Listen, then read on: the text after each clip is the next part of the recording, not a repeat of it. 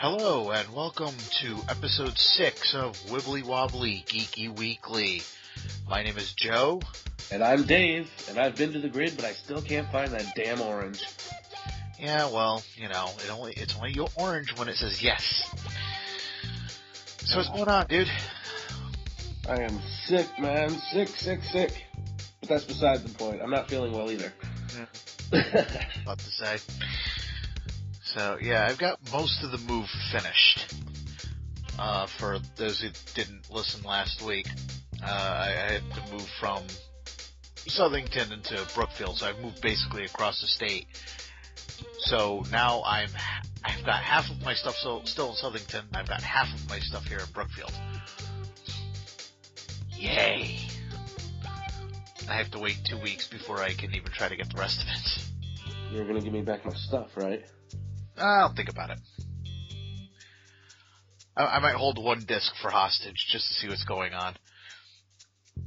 Now, we've actually got your Smallville sitting in the car for as soon as we can get down there. So, what else have you been up to, dude? Anything good? Not too much. Just, it's same shit, different day. Oh, yeah, it's been kind of a long day here, so. But I suppose we should just hop right into the news tonight because we're recording a little on the late side tonight, so. Yes. You go ahead and take the first story. Yay! I have a little list I'll go over afterwards. I've got some good news first for my movie news. Go for it. Lucasfilm has decided not to release the rest of the Star Wars movies in 3D. Thank God. Well, you should know that releasing the crappiest movie in a set of 6 in 3D is not going to make any money. So what they do is they release the crappiest movie out of 6 first in 3D. Nobody went to see it. Yeah, well, everybody wants to jump on that 3D bandwagon. Disney's been doing it, for the past few years, re-releasing all their old movies. Yeah, but, when nobody likes the movie to begin with, why are you going to re-release it? Nobody went to see it. That's horrible. Yeah, no, I saw that, and I was so happy. Well, Phantom Menace, they said it only made $23 million as far as their 3D. Yeah, that's a complete flop. It's like, why go to the movies and, when I already own the DVD or the Blu-ray at home. Yeah. That's right, I admitted to owning it. But, my little piece of news is, and I think you might have, heard about this as well. It's a Superman documentary. It's called Superman Lives. I know, I've seen clips and pictures. I actually, if I can get a little money, I actually want to donate to the Kickstarter campaign. It's got Nicolas Cage in a recolored Batman suit. Yeah, well, yeah, that's exactly what it is. It's the Batman suit recolored and with an S painted on it. It was. But I do want to see this movie. I want to see. I mean, let's see. You can read more about Death of Superman Lives at the Kickstarter campaign. So just so I can get a little bit more in there. What they need is $98,000. That's not that much, and they're already over 50,000. Which, that's actually pretty cool. Now, I actually hope they get that amount, because I want to be, I already laugh at Nicolas Cage 90% of the time anyway. Any new ammo is awesome. I mean, it's probably not going to make Kevin Smith look too good either, because let's face it, he did kind of write a He did help out with the script until they told him, we want a giant spider. What? We want Superman not to have any powers. So you want a depowered Superman fighting a giant mechanical spider? Yes. Wasn't that Batman and Robin? Something similar? No. We all know where the mechanical spider ended up in. Come on, you know it. And that would be... Really? My brain is farting right now. You never saw Wild Wild West? Oh, yeah. Yeah. I tried to forget that movie. Yeah, he was bound and determined to get that damn spider in there, and he did. They filmed that movie when I was living in New Mexico, and they actually burnt down that town with that scene. Oh, yeah, they did. Yeah, they did. They accidentally burnt the town, West town for real, and they had to rebuild it. Oh, my God. That's brilliant. I mean, I kind of wish... I have to admit, I kind of wish I could see that movie, just to see how bad it would be. Dave knows I love watching bad movies on purpose. Speaking of bad movies, we went to see Logan's Run. What was it last weekend? Me and you weren't with us. Me, Dave, and Carlos and George. Of course, I wasn't with you. I was up here for Paula's birthday. Yes, and you missed out. It was so campy and awful, but funny at the same time. Oh, it's campy, but I that's one I don't see as a bad movie. It's definitely a product of its time now. Definitely a product of its time. Yes. But I actually liked the models, though, that they had for the city and the dome. You could tell there was some love put into that movie. Yes. And so do you have any more movie news, sir? Let's see. There's some new theories as to Cumberbatch's character on or his villain in Into Darkness. And that would be It's thinking that his character might be he's actually a character that was in the animated series named Commodore Robert April. He appeared in the final episode of the animated series, and the reason they have it, I'm at GeekTyrant.com. Geek Tyrant? Geek Tyrant, yes. Alright. They said that he'll be John Harrison, but there's a new speculation on the internet that his character just might end up being based on a character named Robert April. If you never watched the 1970s animated series, then you have no idea who this character is. He appeared in an episode called The Counterclock Incident. He was introduced as being the very first captain of Enterprise, before Christopher Pike. The story revolved around everyone on the Enterprise aging backwards into little kids. And this happened around his retirement, so he ended up I just watched the episode. He ended up taking control of the ship.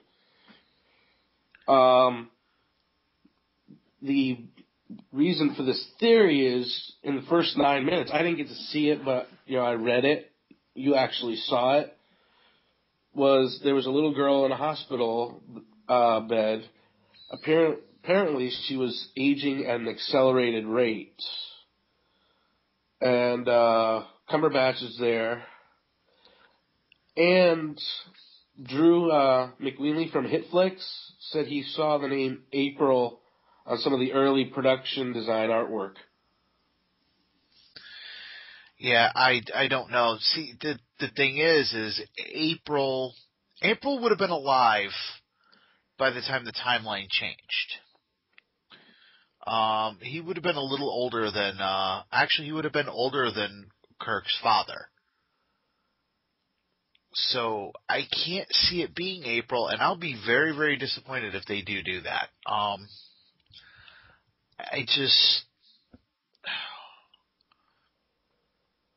I don't know. I honestly don't like the idea of him becoming a villain. He's got no real motivation to become one. And he's one of the few really decent people Well, in the Star Trek universe, if you think about it. he's also being featured in the prologue comics for Into Darkness. Mm, You know, the character. yeah. No, I don't know. Just, yeah.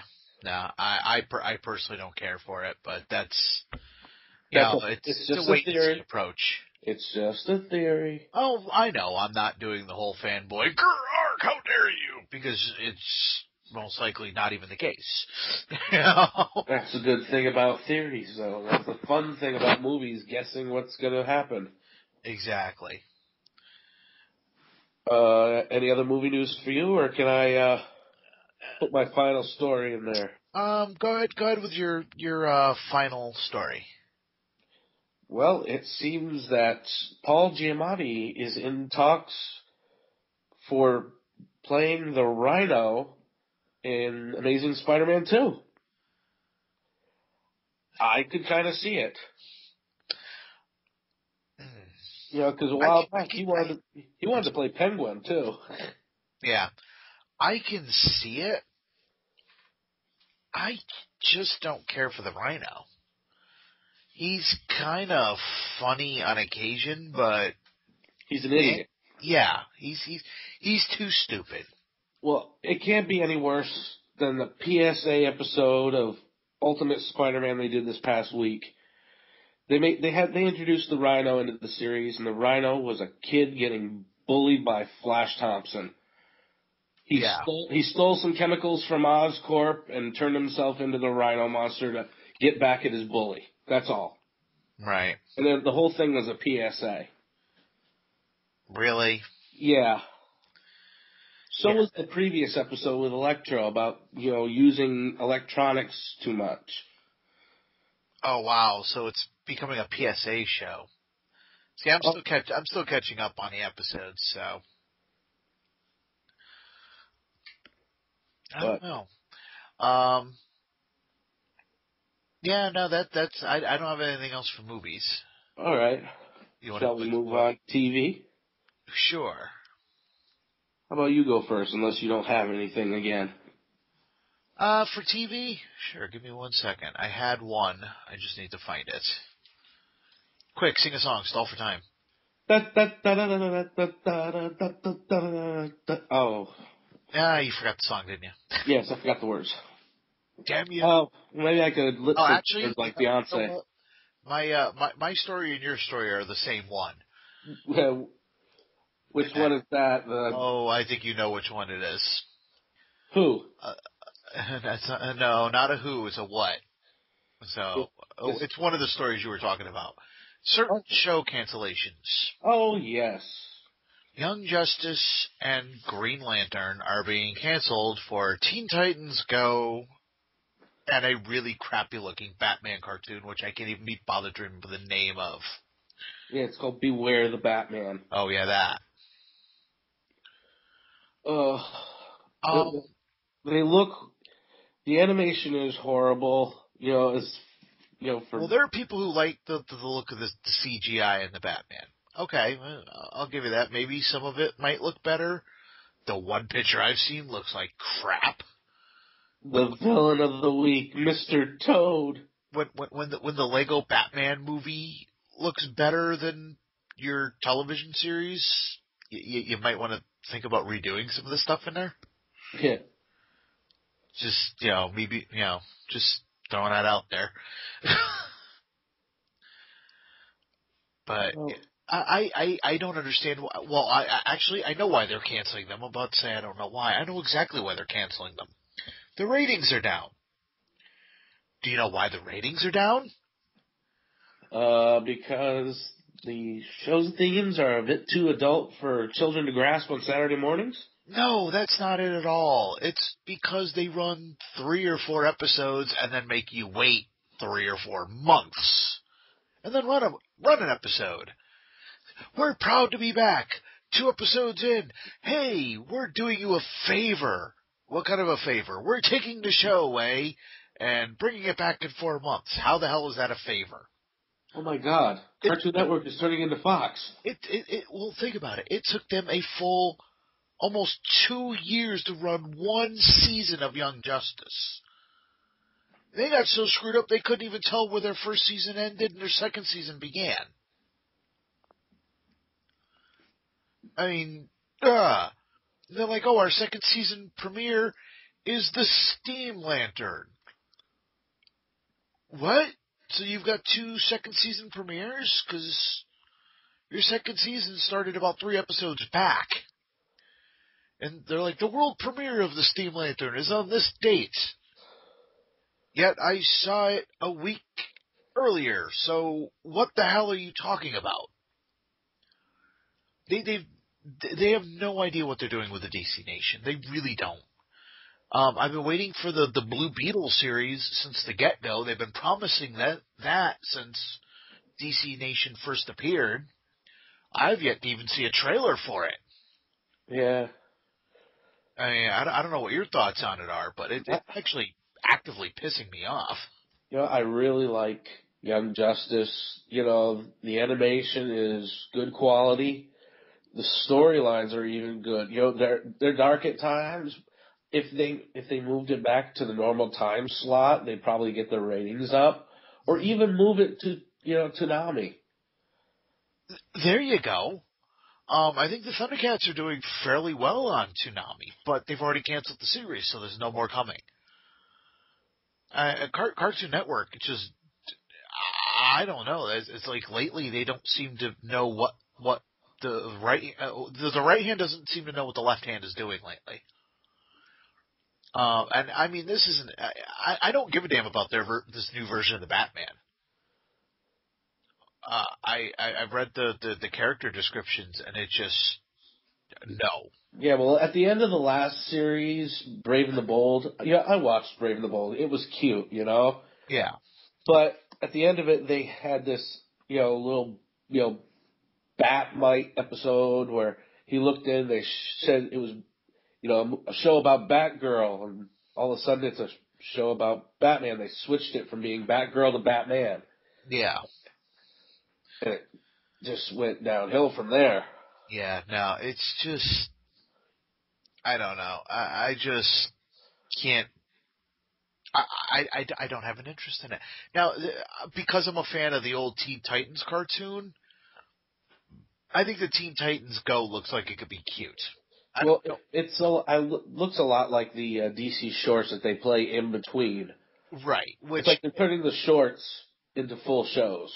Right, and it'll probably be done like the Looney Tunes. It's like 2 or 3 7-minute shorts put together in a half hour. Which if they do it that way, I have no problem with that. But again, you don't cancel the 2 shows that are on to make room for these 2 shows. Now, if you really want to get them on the air, what they should have done is what they should have done in the first place. It should have been a 2-hour block to begin with. Yeah. Or rotate the shows.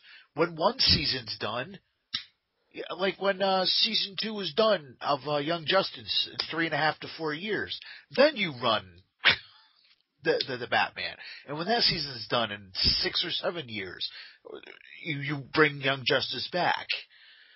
Obviously I'm exaggerating on the length of time, but like I said, it took 2 damn years for one season. And then when the next season is done of Green Lantern, you bring in Teen Titans Go. And if you've got a couple of other shows, just switch them out. If you need more time for an episode of Young Justice, you need to give that show a break. There you go. You get a mid-season replacement for that season and put in the Blue Beetle series. Just it's aggravating. That and with their basically their entire Friday night lineup that they had has disintegrated. It moved to Saturday Night Live. It's moved to Saturday morning. I don't know where the hell that came from. It moved to Saturday morning. If you think about it, their Friday night was Thundercats, Young Justice, Green Lantern, And Star Wars. Thundercats, canceled. Young Justice, canceled. Green Lantern, canceled. Star Wars, moving to Disney XD. Congratulations, you've managed to completely destroy your lineup. Good work. I can't blame them for the Star Wars, because we knew that was coming, but still. Anyway, on to your story. I need to hear some good news. Oh, yes. Teenage Mutant Ninja Turtles getting a new voice actor for their season finale. Krang Prime will be played or voiced by Roseanne Barr. You know what? I think she could play that part with the three personalities that she has right now.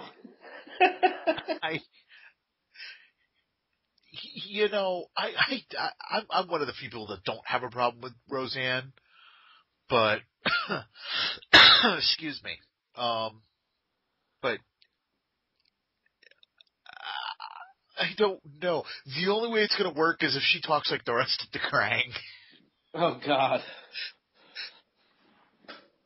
That would be awesome to hear her. Oh, you're in that place. That is this place, and it's slap her now. Leonardo cut her in half. As long as she doesn't sing the national anthem. Oh God, we'll not even go there. But yeah, I don't have a lot to say on that. I just think it could be fun. Yeah, that does sound cool. Yeah. How about some Who news? Go for TV or movie? Well, it's a TV movie. Okay, so what we'll do is we'll go ahead and we'll use that and go right into the television news then. Yeah. We're already in the television. We're already in the television. What the hell are you talking about? I don't know. My brain is fried. Like I said, I still haven't gotten everything I've got here put away. I've been doing nothing but for the last 24 hours. Well, for all of you Whovians out there, yay! You might probably know this, the 50th anniversary of Doctor Who. And BBC and BBC America will be producing a TV movie of the origins of the show. Which we damn well better get over here. It's called An Adventure in Space and Time. This guy wrote several Doctor Who episodes. Mark Gatiss, I believe his name is. Say again? Mark Gatiss. Yes. He was actually the actor who played Lazarus in the I want to say the Lazarus Pit. Shoot. The Doctor Who episode where the Doctor met Martha's mother. Yeah, the Lazarus Machine, or the Lazarus Project. Martha's sister, too. Yeah, she was in it as well. Go ahead, I'll find the title real quick. But this all has to do, surrounding William Hartnell's Doctor. The first Doctor. Right. It was called, it was called the Lazarus Experiment, by the way. Yes. Okay, I'm sorry, go ahead. Now, they've gotten a veteran actor, David Bradley. You know him as Argus Filch from Harry Potter, to play William Hartnell's first Doctor. We also know him as the villain from Dinosaurs on a Spaceship. Yes. But they're looking at him to play, the first Doctor. Which we've seen side-by-side comparisons. He's a decent actor, and he does look a hell of a lot like him. Yeah. He does. But, what do you think about, basically redoing, or I don't know if it's going to be like a biography TV movie, or, it's a behind-the-scenes movie. Yeah. I'm actually really looking forward to it. Of course, BBC America's been playing some of the old episodes, or they've only played one so far. For the first Doctor, they played the Aztecs. Yes. I was just watching that earlier today. He's funny. Oh, I love the scene where Ian throws that guy off the top of the pyramid. And then you hit rewind and threw it over again. Yes. Do it again! Let's see. What other news did I have for TV? Oh, yes. The writers of Skyfall have been petitioned to come up with a script for a series based on the movie Barbarella. I don't know if you've ever seen Barbarella. Yeah, I have. I Take really some like. drugs and watch Barbarella. In this movie, there's nudity in it, and it is rated PG. There's nudity, but very, very little. It's just kind of one of those. It's barely. In the first 5 minutes, you see Jane Fonda floating around the ship naked. Yeah, but you don't actually see anything the way it's done. Oh, you see a little. You see enough. Yeah, no, it's easily PG material. It's very tame compared to what they would do nowadays. But yeah, I don't. I was thinking about it, and I don't. I actually don't see it working as a television series. I really don't. Neither do I. I'll probably give it a try anyway when it comes out. I kind of actually hope that I'm proved wrong with it. I really do, because I would like to see a decent series come out of it. But, what can, it's another one of those, type things. If it works, wonderful. I'll be very happy. If it doesn't, then hopefully it'll die a quick death and we don't have to hear about it for too long. Exactly. Now, I've got one more piece of TV news. It's not exactly geek news, but, it's something from our younger days. I don't know if I know you probably remember the show Boy Meets World. Yes. Okay. Oh, I know what you're talking about. I love Okay. the show. It's getting a spin-off series that's actually a pilot's been put down for a show called Girl Meets World. You're gonna have Corey and Topanga back. They're married. They have a kid now. And I've just learned, it's a 13-year-old singer named Rowan Blanchard as Riley. Their daughter's name is going to be Riley. Now, it's not exactly geek news, but I love this show, and I just wanted to get it out there, let people know. Because what was the little girl's name again? Riley. Riley? Okay. Yes. No, I'm just curious as to what she looks like, because I had showed you a picture the other day. You said that she Did you? you said that she could actually pass for their actual kid. I truly don't remember. What's the actress's name again? Rowan Blanchard. Rowan Blanchard. Let's see. Oh, okay, yeah. Oh, yeah. Yeah, no, she does look like she could be their daughter. Very easily. And I did like the show. Granted, it was kind of out of my range at that point. I was a little bit older than their normal market. Hey, I still watch reruns today, because at 7 o'clock in the morning, they have the reruns on the Family Channel. Oh, do they? Yes. I didn't even know that. I'll have to take a look. Technically it is geek news, because one of the characters from Boy Meets World ended up playing Batman in Batman Beyond. See, there is a connection. So he also went on to play Lion-O. Lion-O. So, awesome. All right.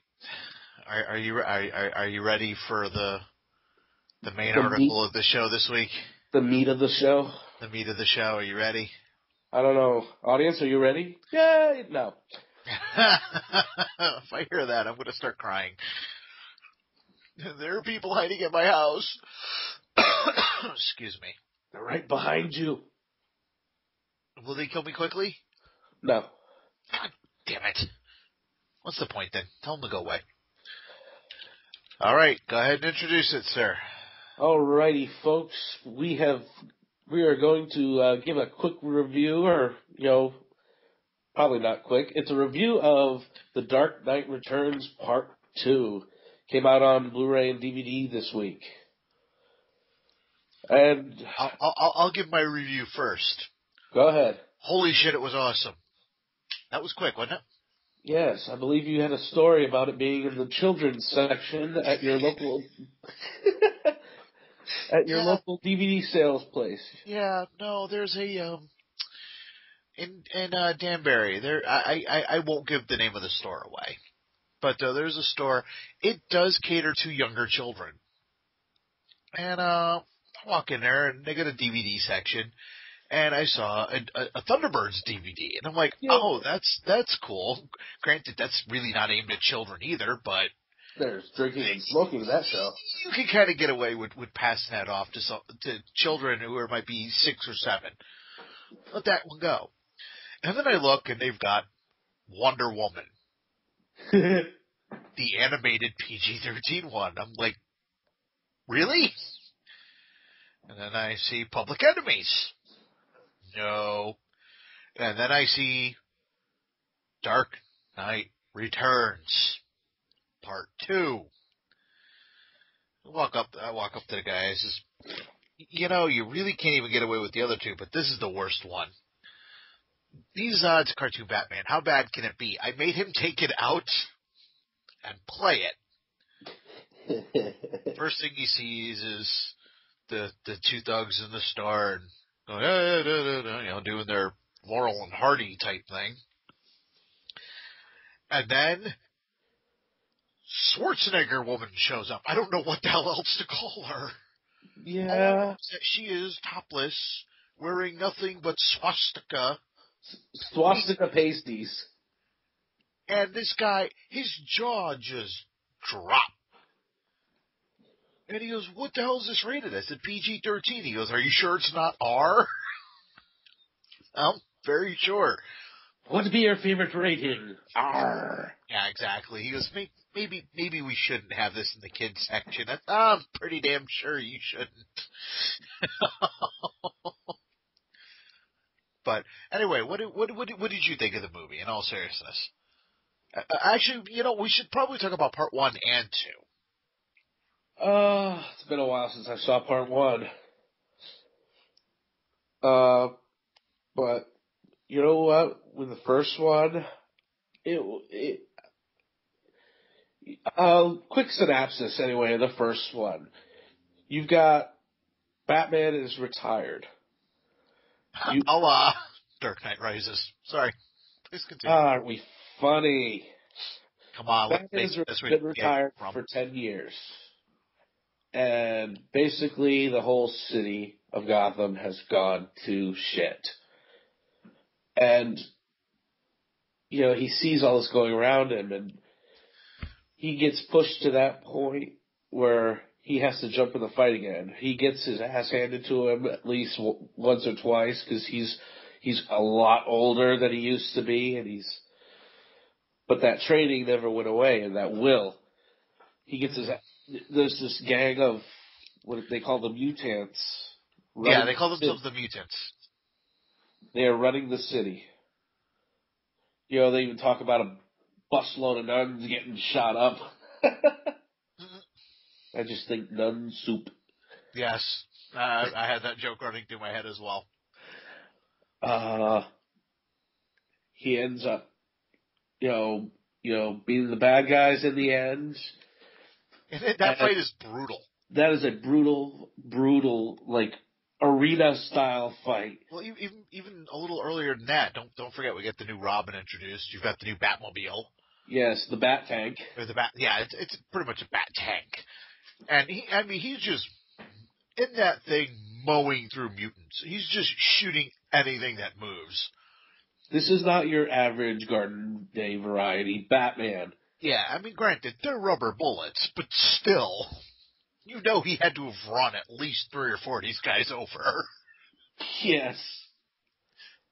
You've also got the introduction of a female Robin, which is just it's a girl who is, sees what's going on she sees her hippie parents are, just lost off in drug land. Yep. Basically, her parents are actual hippies, and she just wants to do something about everything. Right, And, she wants to help. And Batman, she helps out Batman, goes back to the cave with him, and my favorite line of both part one and part two is, if you don't do what I tell you, you're fired. Oh, yeah. That's just... But yeah, that's pretty much... and like Dave said, at the end, he beats the mutant leader and quite literally in the mud breaks all four of his limbs. And breaks off his nose. Yeah. Just punish that poor bastard. And then the beginning of the second part is when female Schwarzenegger with swastika nipples pops up. Yes. And you've got Batman in old lady drag. Yes. Which was even funnier, actually. Yeah. It's quite Nazi woman is getting beaten up by grandma. Batman in old lady drag. And why was he barefooted? I don't know. He had no shoes. Believe me, I noticed. Oh. And I just love that Robin's sitting there, using a slingshot. Oh yeah, well she has no actual protection. She is wearing literally a costume she bought at the store. She is wearing the original Batman, Robin costume. She bought it at a costume store. Basically chainmail panties and a shirt and a cape. I don't know if anything was chainmail, because they showed her in the movie buying that costume from a comic.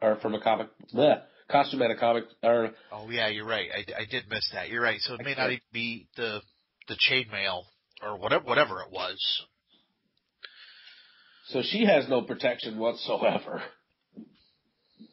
So, which already gives her more balls than a few of the other Robins. Yes. Unintended. They're not, whiny and... Anyways. I don't like my daddy. Shut up, Damien. Anyway. You keep going, and you got the president talking to Superman. Who is, for all intents and purposes, Ronald Reagan, by the way.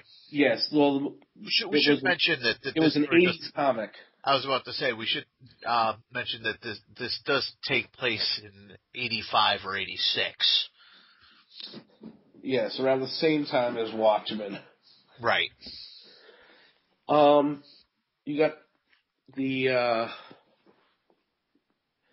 you've got Reagan talking to Superman, telling him, can you deal with your friend in Gotham City?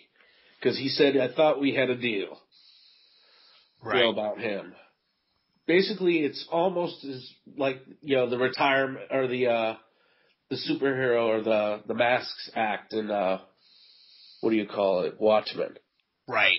The Heroes Act. Where they're forced into retirement unless they work for the government. Then you also cut away to Arkham, where because of seeing Batman in his back, Joker has come out of a catatonic state. He feels alive again. Oh, yeah.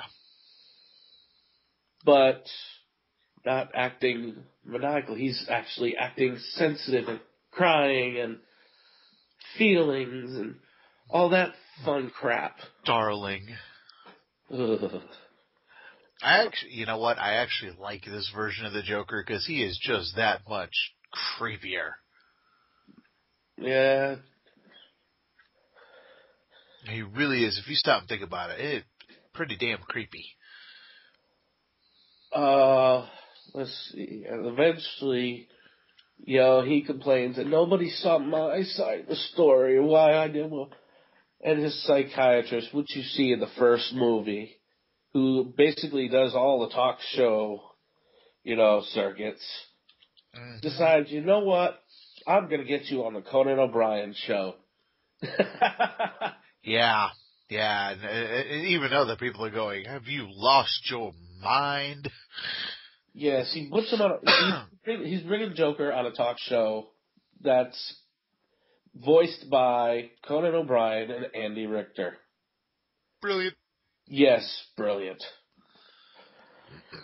Trying to think. Meanwhile, you've got the new commissioner as her first act placing a warrant out on Batman. Yes.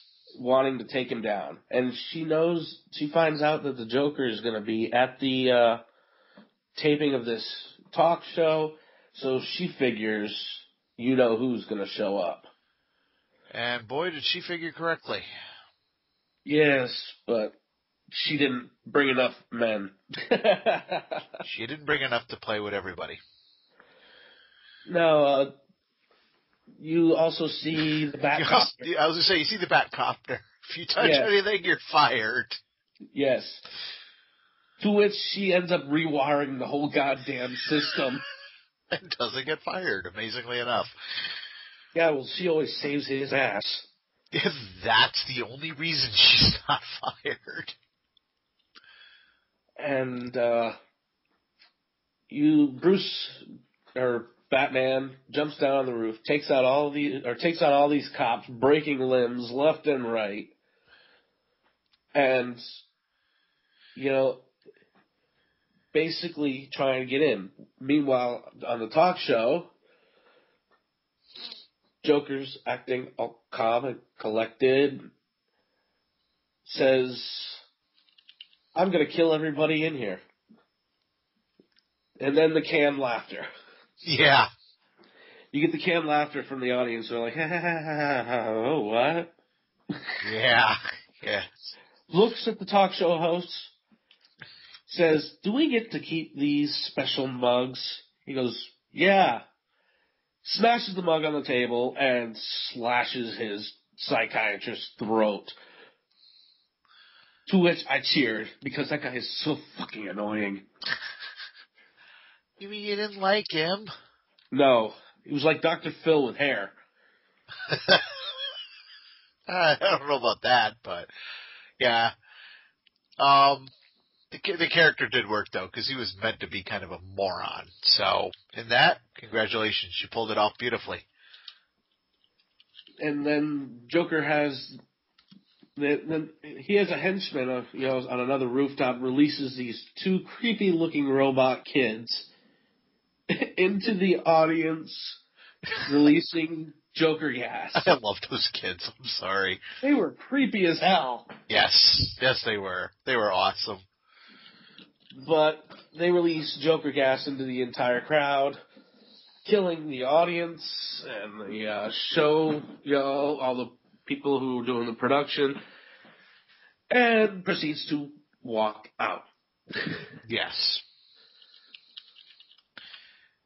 And then, and the way Conan died, too, if you think about it, was actually kind of creepy.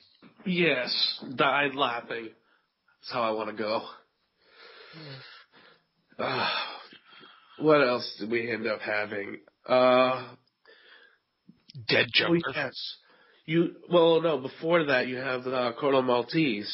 You have Superman fighting off a bunch of, I think, what was it, Russian? I think they're supposed to be like the counterparts of the Russians or the Cubans, something like that. Yeah, and I heard the Colonel Maltese, yeah. And I'm thinking back to the first Batman Tim Burton movie. Okay. Because I'm betting that's where they got those pictures, for. You remember the pictures? That might have been a reference to that. Okay. Okay, I can see that. Superman ends up, flying a nuke, over, and out of the way of the city or the island, and it explodes right in his face. Yeah. And you get this really creepy moment where, Superman looks like he's walking dead. Because he pretty much is at that point. And very weak. He ends up losing a lot of his power because of that. Oh, yeah. And the fact that the sun is blocked out. there was basically a nuclear winter type thing happening in Gotham City because of the explosion. Right. At the end of the day, it's just a very creepy visual. Yes. Then you end up back in Gotham City at a. I'm sorry, I skipped a part there. Well, we don't have to go super in depth. You got Joker trying to piss off Batman, finds Selina Kyle, who's a fat, old, ugly madam of a brothel. Yes. Ties her up, gags her, and leaves her there as a message for Batman. Yeah, and he dressed her up as Wonder Woman. Yes, that was kind of... Can't wait for Carlos to see that. Yeah, our buddy Carlos has got a big thing for a Wonder Woman, so I don't think he's read the story, so I wish I could be there to see his reaction to that. Oh. Carlos, if you're listening, I hope you stopped well before. You've also got... Oh, excuse me, I dropped something. You also have things dropping out of the sky. Yes. You've also got Robin. She's the only one actually doing detective work for a change. Well, he's got her doing the detective work. She's the one that finds cotton candy on the floor, assuming that they're probably at the fairground, or what was it, the carnival or something? Yeah, it was like a fair carnival. And you see Joker wearing a mask with his henchmen passing out cotton candy to kids. Right. You got to keep in mind, he's been out of the game for a while, too, so he's really distracted. He wanted to make sure Selina was okay. So he didn't notice it right away. Well, that's why Robin did. Plus, you had to give her something more to do than shooting slingshots at people. And saving Batman. Exactly. Had to give her a real reason to be there, Well, Batman and Robin, they arrive at this carnival. And they end up confronting Joker and his henchmen and his little creepy robot, kids. You've got Robin takes on the henchmen and the two kids. Basically they blow themselves up, with their, self-detonation thing. But the way the henchman dies was so horrible. Oh, yes, it was. He's on a roller coaster and his clothes get caught in the track. And he gets wheeled into the machinery, or pulled into the machinery. I think this entire carnival thing takes up, almost 10 minutes of the movie? 10, maybe 11 minutes of the movie? Minutes. All of it is extremely, extremely brutal. And graphic, yes. If you've read the book, you know what the hell is coming. If you haven't, it's going to be a really big shock as to what comes. I don't think we should spoil what happens here for people who haven't seen it. Oh, yeah. Did we say spoilers at the beginning? No. And I think I may have even said what happens, but if you weren't paying attention or you've forgotten, I'm not going to say, and definitely not going to say. Matter of fact, now that I think about it, I think I already have, so never mind. Go ahead. Finally, I can talk. What? You got the fight now between Joker and Batman. Joker fires off a shot, hits Batman. Batman gets shot in the gut. Tosses a few batarang shurikens. One hits Joker right in the eye. And the rest of the movie, he's got that thing stuck in his eye. Well, not the rest of the movie, but damn. Don't spoil it for me. The rest of the time he's in the movie. Now you just spoiled it. Now like I said, I already said it earlier, so. Well, then you got Batman chasing Joker around. They end up in the tunnel of love. It's like it was meant to be. Oh, that last few minutes, just oof. He knives Batman, what, literally 3 times in the stomach, at least? 3 to 5 times he stabs Batman in the gut.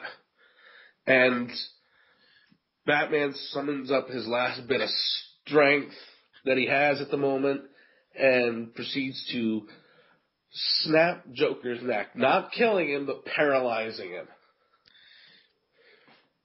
And the Joker, because he is just that insane, says, "I win," and snaps his neck the rest of the way. He manages to get just enough movement to finish breaking the vertebrae. Yeah, just...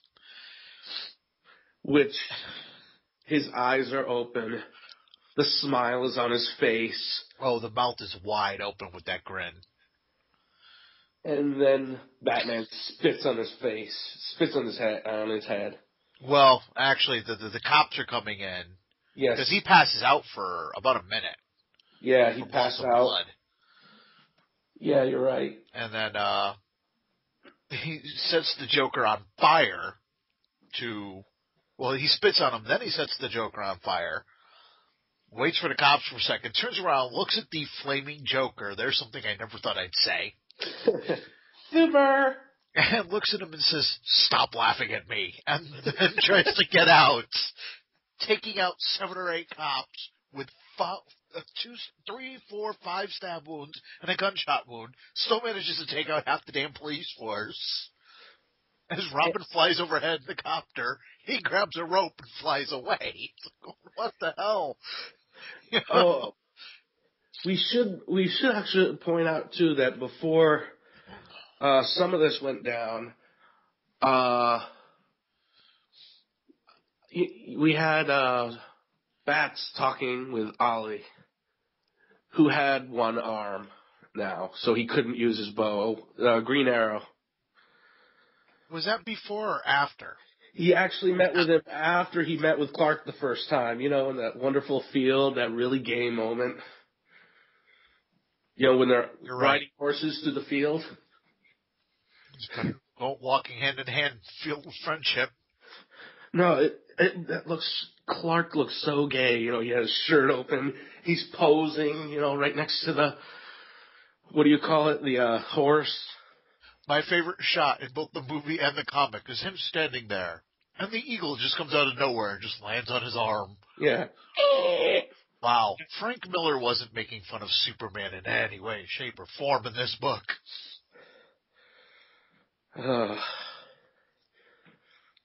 But I think they attested to the fact that Superman was the one that took Ollie's arm. So he couldn't... Yeah, that is pretty much what is alluded to in this, is that Superman what it was is Superman this entire time has thought Ollie has been dead. They thought that Superman had killed him. I think even Bats was under the impression at this point that Ollie had been dead. Are you kidding me? It's Bats. He knows if anybody's really dead or not. Again, out of the game for a long time. He hadn't really been looking for Oliver. So as far as he knew, Ollie was dead until he was contacted by him. We should also point out that there are also all the people that were in the gang, the mutants from from part 1, or most of them are, painting bat symbols on their faces and becoming vigilantes. Yes, they're calling themselves the Sons of Batman.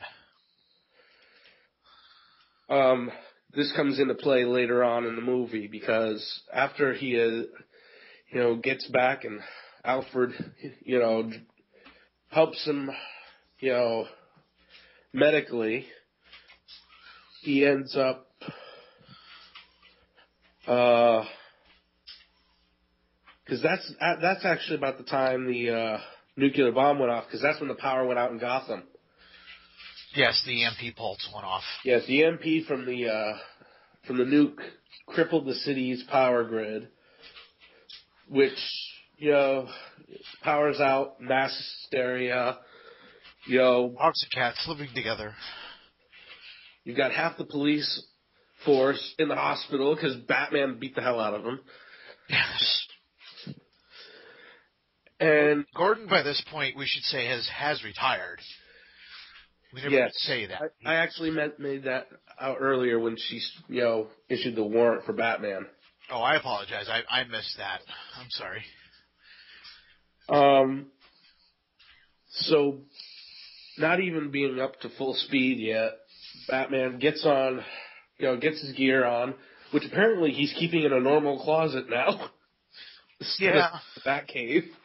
Well, he's an old man. He doesn't want to climb the stairs. Him and Robin get into their gear, and they get a bunch of horses and ride towards Gotham. Yeah. Because, none of the electronics work. Nothing works. That includes the car. The tank. And they go and they collect all the sons of Batman because he wants to use them as an army or a police force to bring, order during this time of chaos. And he tells them, don't kill anybody. Don't use a gun. Use your fists. He specifically points that out. Because if they're going to follow him, he wants them to follow his rules. Exactly. And you get, he's just trying to bring people together to sort through the chaos, and you've got some people who don't, want anything to do with the gang members. That one guy who doesn't want to help looks at Robin. I'm going to sue. She just looks at him. She says, yeah, good luck with that. Yeah. You're going to sue Batman.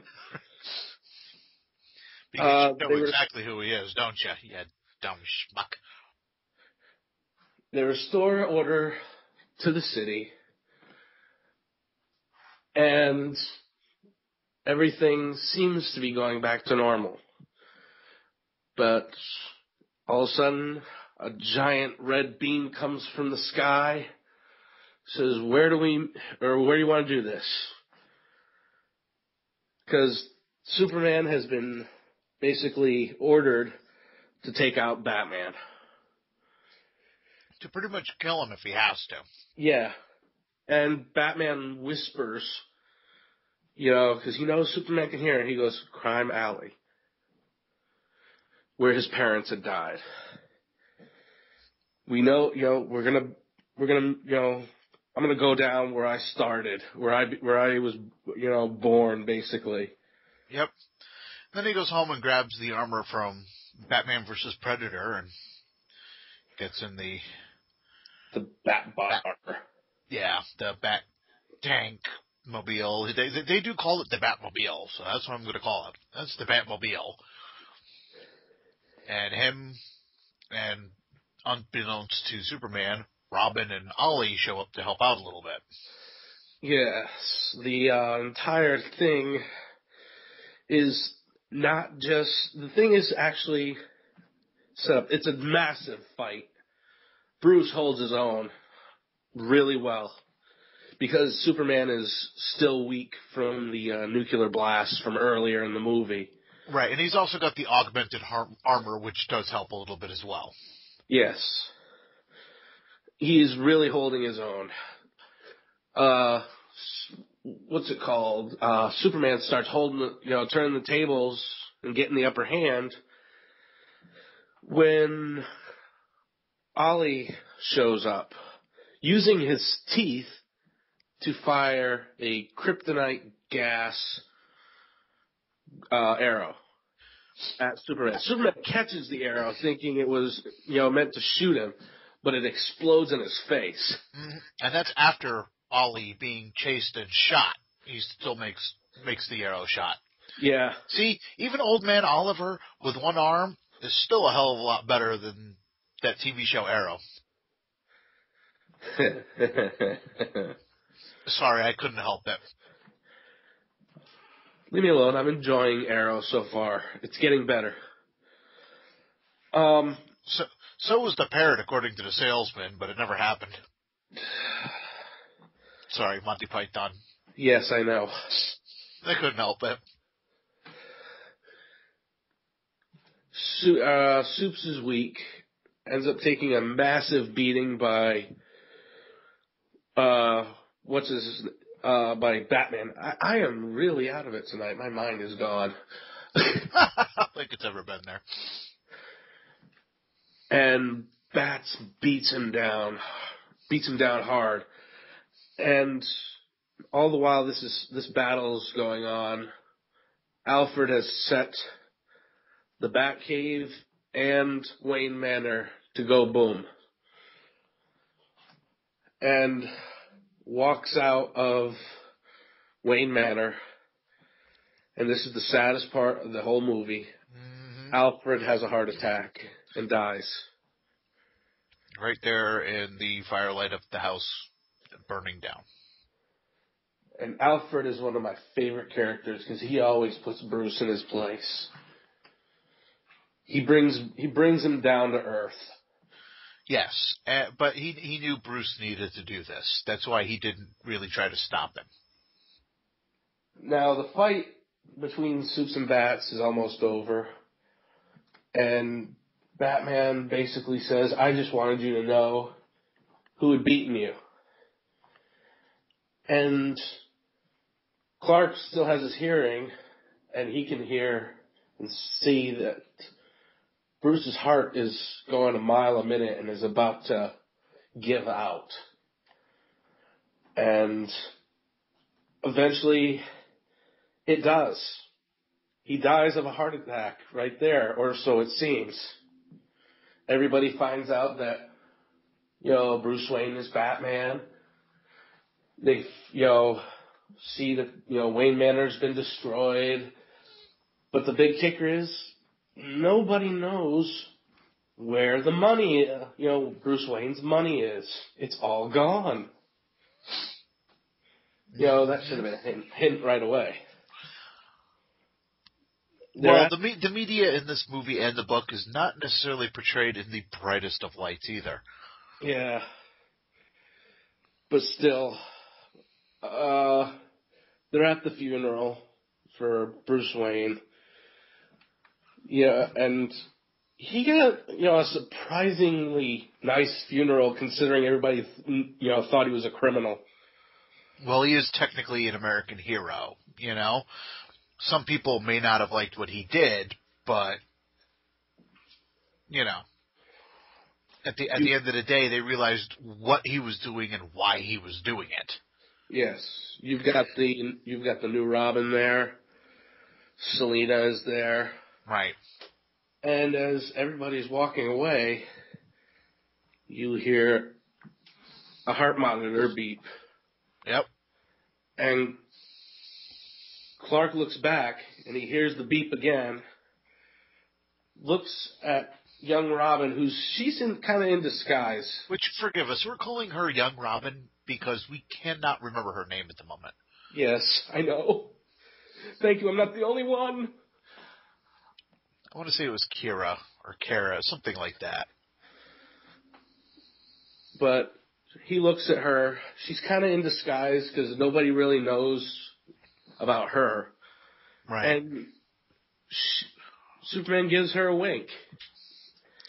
Because... he didn't want to do that. Bruce Wayne was his friend, and he still considered him a friend. That's why he even tried at the end of the fight to try to get him to stop fighting so he wouldn't die. But Bruce realized what he had to do. That's why he faked his death. He knew he kind of figured that Clark might figure out that he's still alive. But if he laid low, Clark wouldn't come after him. Yeah, the whole thing was about getting a message across to Clark. I can beat you if I want. Right. If I really want to, I could take you down.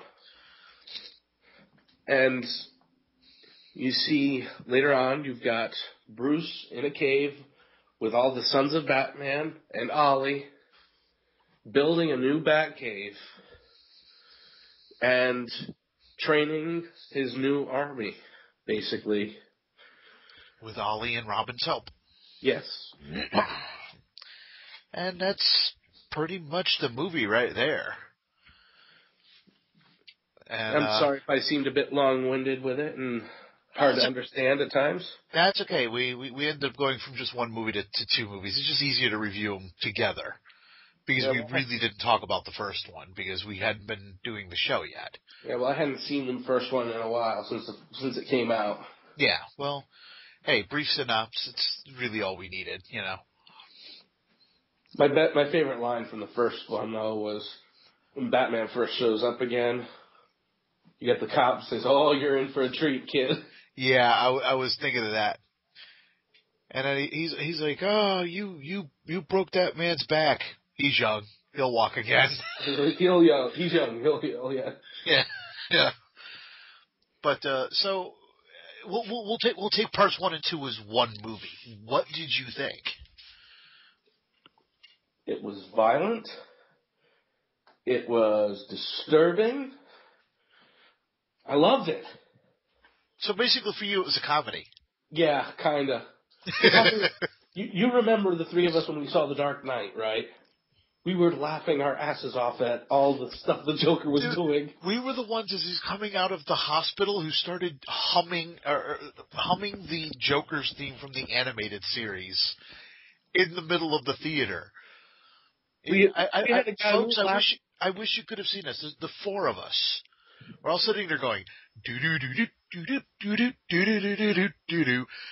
And one guy turns around, and we just kind of looked at him, and I leaned over a little bit and said, "Really? The four guys who are laughing hysterically at everything the Joker does? You sure you're the one who you sure you're the one who wants to tell us to shut up?" He just kind of looked at us and just turned around and went back to his seat. Yeah, I am a sick person. I find that stuff funny. I find horror movies funny and stuff like that funny because I realize it's a movie. Right. But I mean, there are a lot of things in both of these films that are very darkly comedic. It's very satirical if you stop and think about it. Very darkly comedic, like basically, Selena being dressed as Wonder Woman, and basically giving off the signal that Joker raped her. Yeah, I wouldn't be surprised if that had been the case too, because he did drug her first. I would not be the least bit surprised if he found a bottle of Viagra and just went at it at least one more time. Because he has been, pretty much, out of it for a while. Yeah, well, look at another story, The Killing Joke. Look what he did there. Yeah, to Barbara. So, which is another movie I'd like to see him do. Mm-hmm. Definitely. But as for me, definitely just thought it was just an awesome movie. If you've read the book, it stays very, very true to that book. There is very little that they changed. And what they did works beautifully for the movie. I still have to read the book. You said you were going to lend that to me. For me, I think this is the best, this two-parter is the best DC Animation has done for their movie line yet. I did like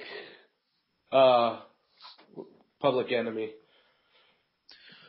You like that better than The Dark Knight?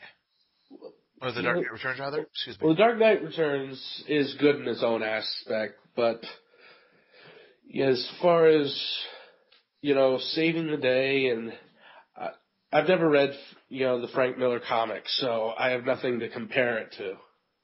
Okay. No, I understand that. And Public Enemy is not a bad movie by any stretch of the imagination. I think it's a very, very awesome film. So.